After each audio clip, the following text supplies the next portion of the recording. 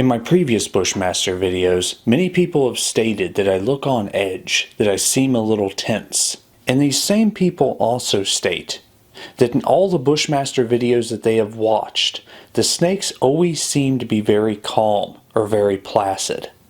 But the Bushmaster is the largest viper on Earth and extremely venomous. And they are quite possibly one of the most food aggressive snakes on Earth. And today, we're feeding.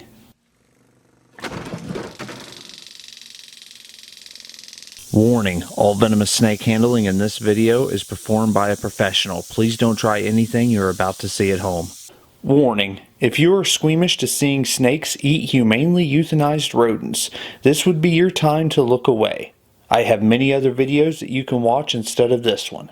This video is for educational purposes only. Enjoy watching the natural feeding behavior of the Bushmaster. So these guys are one of the hardest hitting of all the vipers, and that is partially because they are the largest pit viper on Earth. These guys, hence the name pit viper, actually have a pit directly below their eye that they use to read heat signatures.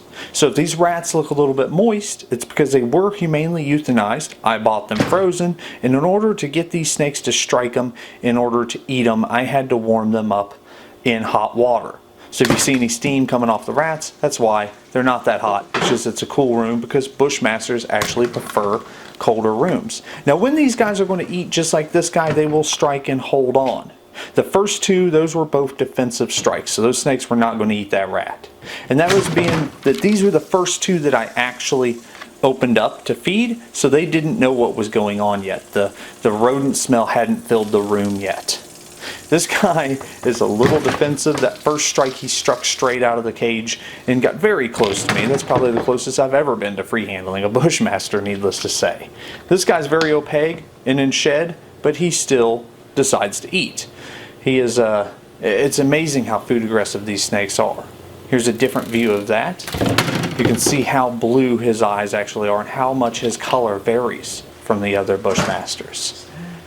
This guy is already out and striking, going mad.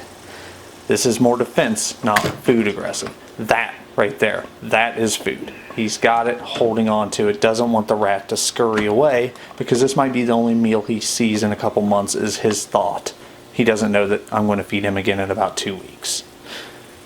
I only do one feeding in this video to all 8 black-headed Bushmasters. I do feed them another rat afterwards, but I do that off the camera. I figured I didn't want this video to extend too long, so I figured I would just go ahead and film the initial feeding, that initial burst of speed.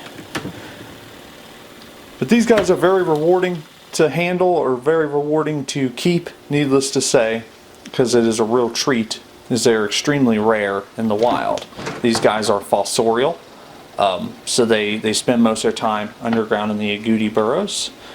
They only live under the most dense forest in the Costa Rican jungle. Because, so there's parts of the jungle that they've actually deforested and has grown back, like regrow or second grown forest, rainforest. And still, the Bushmasters have never been found there. They've never returned. So they are only found in the original first growth forest. You know, the forest has been untampered with underneath the extreme canopy, so they see very little light, especially because they're nocturnal, the canopy, and they live underground. This is probably the first time you'll ever see an overhead view of a Bushmaster eating, if you've ever seen a Bushmaster eating at all. Got a little bit of that rat water on the camera. Great, have to get that off. But this guy, the little one in shed, let go of his rat and he lost it. Nope, don't bite the tongs, buddy. Anyway, we're going to have to get that back from him, and we will reheat it and see if we can't get him to take it. Now, if this rat wasn't washed in water, it would have that rodent smell a lot stronger, and he would have been able to relocate it and find it. But the soaking in water actually takes off a lot of the smell. You could put the rat underneath the heat lamp or blow dry the rat. This would also work. I've heard of people microwaving the rat. But that will actually explode the tail. It's disgusting. Don't do that to your microwave. I could never eat a Hot Pocket out of that microwave again. Let's be serious. That's pretty gross. But These guys, if you notice, you're like, man, that's a really big snake, and that is a really small rat. And that is because they have a very, very delicate neck. Do you see how tiny their neck is?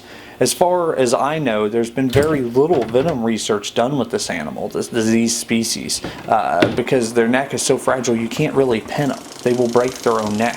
And plus the stress, I've mentioned the stress before, they actually build up lactic acid like a crocodile, and they're unable to get this out of their system.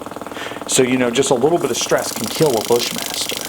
So that's why I'm always very careful. I'm only filming when I'm actually working with animals. I don't go out of my way to film. I don't, you know, take special priority in filming while working these animals, for the most part. This might change in later videos. I might take out a very small individual who should be able to handle stress a little bit bigger than these 6-foot black-headed bushmasters. Because these guys are good size. They might not look like it from the video, but they are. So if you look, this guy is trying to figure it out. He's like, it kind of smells like a rat. It does have a heat signature. I feel like I should bite it. But where is it exactly? The rat could have been getting cold, but you see how he bobbles his head? Now, a lot of times the lapids will bobble their head as a threat. They bobble their head when they get nervous. They're like, I don't know what to do, and they'll bobble their head. But these guys, I do believe, if I remember right, and it makes sense to me, that they actually bobble their head just to kind of locate. It's more of a like locking onto target mechanism. You can see him licking it. He's, I'm pretty sure that's a rat, and I really like rats, but I got to convince him that he should eat this. Now, if this was a live rat, it wouldn't have even breached the cage. He would have took it out. But he's kind of confused why it only kind of smells like a rat and kind of smells like water. He's just not quite sure. But these guys have massive fangs, as you will see coming up as one of them actually takes down and eats one of the rats. He works it in with his fangs slowly. I tried to get the best video of that as I could, but they don't really like doing that in front of me. Plus, throughout the video, you might have noticed that they're rattling their tail, making a lot of noise. They do rattle their tail just like a rattlesnake, hoping that there's leaves close by, so then they don't have to use their venom as a defense. They can use just that as a, like a backup type thing.